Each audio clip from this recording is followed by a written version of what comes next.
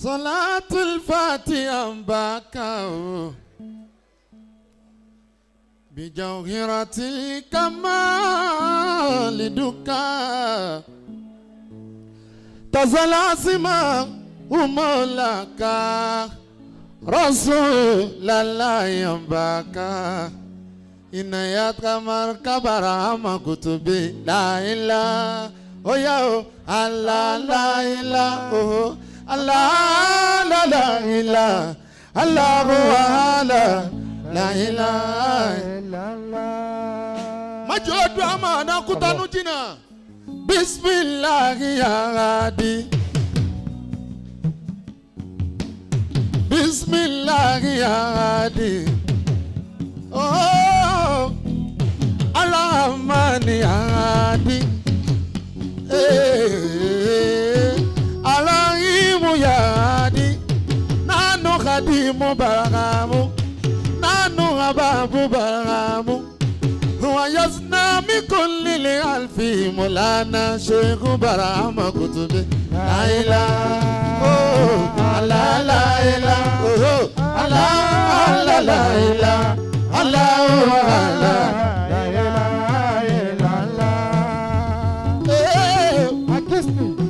Sheikhu Ibrahima Alo koko sami lope Aluful alkibalofo Ibrahima Aluful alkibalofo Safiyullah Ibrahimo La tanhismumi Kulli mahuful gawzu barama bab La ilaha Allah la Yes Allah Allah Wala na Sheikh Abdullah Baba wala Buddha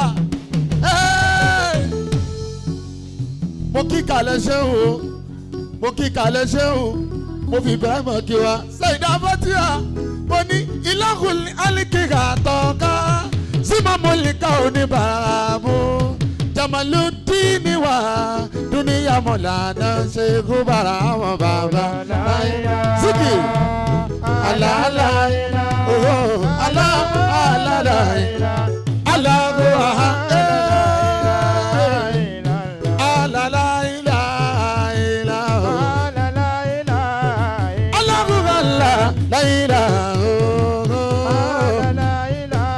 Anabi Muhammadu la ilaha Ziki Anabi Muhammadu la ilaha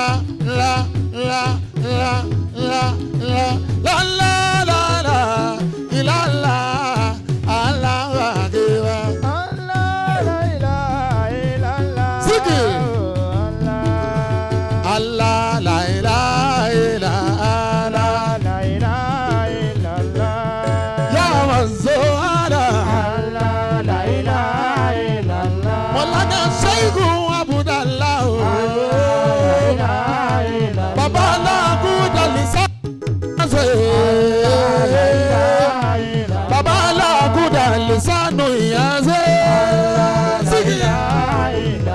Allah la la la la ilaha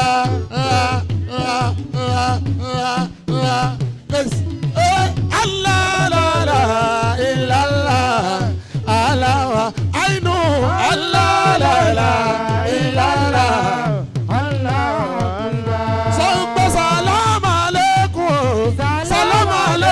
Maulana I know 2022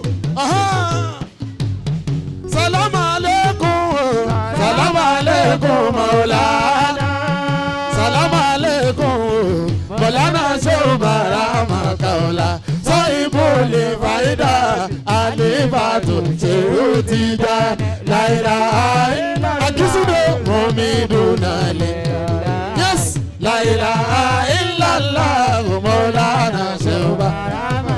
Àìnù olówó orí mi olówó orí mi Maulana. Olówó orí mi olówó orí mi Maulana. Olówó orí tèmi Maulana Shehu Barhama Kaola. Sọ́yìnbó lè fáyidàtì àlébàtò ṣèrò ti já.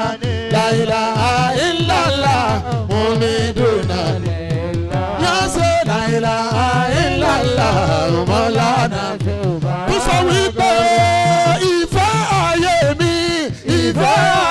mi Maulana. Ìfẹ́ ayé tèmi o, ìfẹ́ ayé mi Maulana. Yes.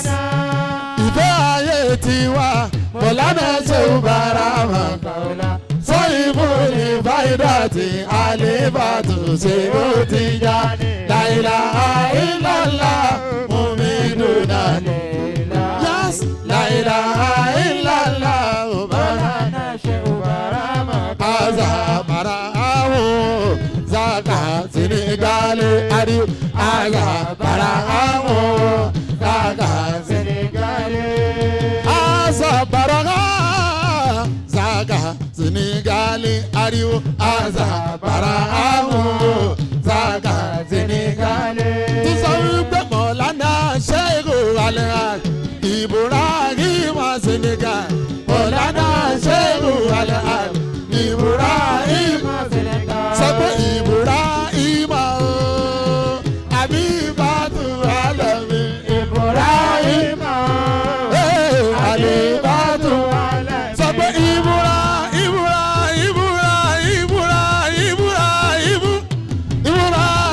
o Sayyidina Muhammad Rasulullah.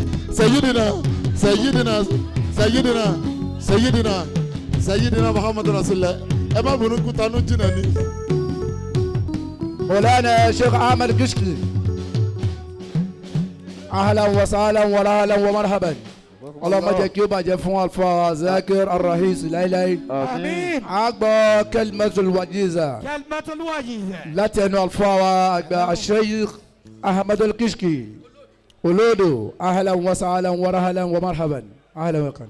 أعوذ بالله من الشيطان الرجيم. بسم الله الرحمن الرحيم. ما شاء الله سجنا. الله. اللهم صل على الباء الأبهاء المنقطة بصيغة الأس. ما شاء الله. وعلى آله الطيبين الكرام وصحابه المباركين العظماء. آمين. جزا الله خيرا قومنا وجنودنا لقد مهدوا لنا سبلان